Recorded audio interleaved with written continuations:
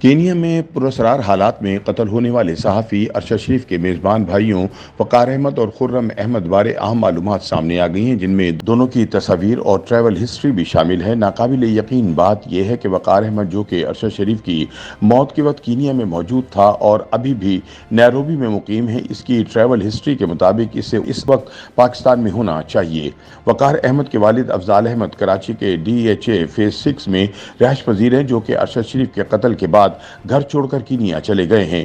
وقار احمد اور خرم احمد کینیا میں ارشد شریف کے میزبان تھے اور قتل کے وقت خرم احمد سینئر صحافی کو اپنی گاڑی میں لے کر جا رہا تھا۔ قتل کی تحقیقات کے لیے حکومت پاکستان کی جانب سے تشکیل دی جانے والی 2 رکنی ٹیم نے کینیا پہنچ کر وقار احمد اور خرم احمد سے ابتدائی تفتیش کر لی ہے، جس کے بعد یہ نتیجہ نکالا گیا ہے کہ اس افسوسناک واقعے کی گتھی سلجھانے کے لیے اے آر وائی کے مالک سلمان اقبال سے تفتیش کرنا بھی ضروری ہے، کیونکہ ارشد کو کینیا انہوں نے ہی بھیجا تھا اور وقار اور خرم بھی انہی کے لیے کام کرتے ہیں۔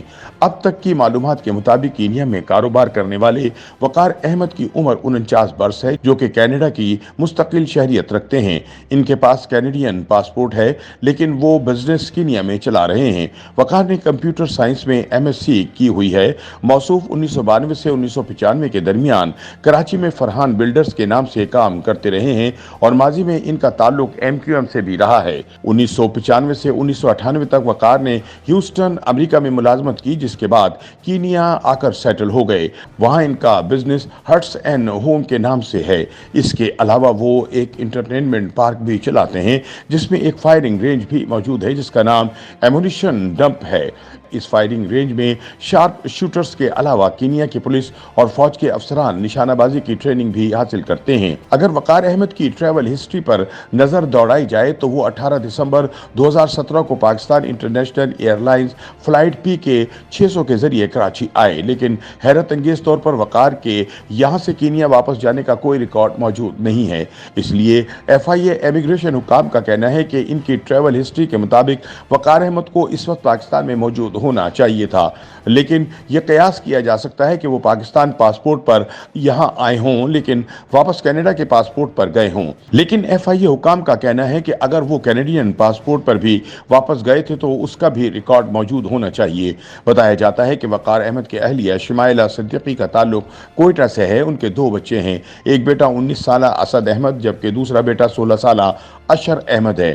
وقار احمد کے 2 چھوٹے بھائی بھی ہیں، ایک کا نام خرم احمد اور دوسرے کا نام آصف احمد ہے۔ ارشد شریف کے قتل کے وقت ان کے ساتھ گاڑی میں موجود خرم کینیا میں ہی اپنے بھائی وقار کے ساتھ کاروبار سنبھالتے ہیں، جبکہ ان کے سب سے چھوٹے بھائی آصف احمد کینیڈا کی رہائشی ہیں اور وہاں کی مستقل شہریت رکھتے ہیں۔ ان کی ایک بہن مریم اسحاق ملیشیا میں سیٹل ہیں۔ خرم احمد کی عمر 47 سال ہے۔ ان کی شادی نوین احمد سے ہوئی۔ ان کے 2 بیٹے میکائل اور روہیل ہیں۔ خرم احمد پہلی مرتبہ 5 جولائی 2012 کو کینیا گئے اور بھائی کے ساتھ کاروبار سنبھال لیا۔ خرم پاکستان آتے جاتے رہتے ہیں، لیکن ان کا یہاں قیام بہت مختصر ہوتا ہے۔ اگر رواں برس کا ریکارڈ دیکھا جائے تو خرم 8 اپریل 2022 کو کراچی آئے اور 10 اپریل کو واپس چلے گئے۔ اس کے بعد وہ 13 مئی 2022 کو پاکستان آئے اور 17 مئی کو واپس چلے گئے۔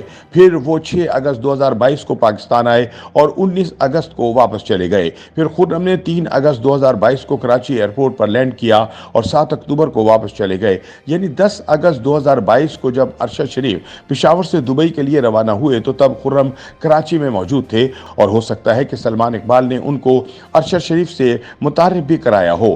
ارشد 23 اکتوبر کو قتل ہوئے، جس سے 16 روز قبل خرم کراچی میں تھے۔ خرم کی زیادہ تر رشتہ دار اسلحہ ڈیلر کا کاروبار کرتے ہیں۔ خرم کے والد افضال احمد کا تعلق سیالکوٹ سے ہے، جبکہ ان کی والدہ شاہین افضال حیدرآباد سے تعلق رکھتی ہیں۔ کینیا میں ان لوگوں کی فائرنگ رینج اس قدر مشہور ہے کہ عام شخصیات ان کی رینج میں اکثر آتی ہیں۔ بتایا جاتا ہے کہ نشانہ بازی کی ٹریننگ دینے کے لیے اس فائرنگ رینج میں ٹرینر بھی غیر ملکی رکھے گئے ہیں۔ اس کے علاوہ فوجی اور نیم فوجی اداروں سے بھی لوگ اس فائرنگ رینج میں تربیت کے لیے آتے ہیں۔ لہٰذا ارشد شریف کے قتل کی تحقیقات کرنے والوں کا کہنا ہے کہ کینیا میں فائرنگ رینج چلانے والا کوئی معمولی شخص نہیں ہو سکتا اور اس کا یقینی طور پر کافی اثر و رسوخ ہوگا۔ یہ تحقیقات بھی کی جا رہی ہیں کہ کیا اس فائرنگ رینج کے اصل مالک وقار احمد ہیں یا پھر اے آر وائی کے مالک سلمان اقبال ہیں۔ وقار احمد اور خرم احمد کا سلمان اقبال سے گہرا کنیکشن ہے۔ سلمان सलमान इकबाल ने ही इनका तारुफ अरशद शरीफ से कराया था और यकीन दहानी कराई थी कि ये लोग आपकी देखभाल करेंगे। अब सलमान इकबाल ने भी अरशद शरीफ के हवाले से एक तहरीर जारी की है जिसमें उन्होंने कहा है कि अपने दोस्त की मदद करना कब से जुर्म हो गया है। उन्होंने कहा कि अरशद शरीफ के लिए पाकिस्तान की ज़मीन तंग कर दी गई थी, इसलिए मैंने बतौर दोस्त इसको बैरून मुल्क भिजवाया जहां उनका कत्ल हो गया। ताहम उन्होंने अरशद शरीफ के कत्ल केस की तहकीकात में ताउन के लिए पाकिस्तान वापस आने से साफ इनकार कर दिया है। YouTube पर गूगली न्यूज देखने के लिए youtube.com की सर्च बार में गूगली न्यूज टीवी टाइप करें। गूगली न्यूज के पेज पर सुर्ख रंग के सब्सक्रिप्शन वाले बटन पर क्लिक करना ना भूलिए। YouTube पेज पर अपलोड होने वाली वीडियोस से बाखबर रहने के लिए बेल आइकन पर क्लिक कीजिए। आपको हर नई वीडियो के बारे में नोटिफिकेशन मौसूल हो जाएगा।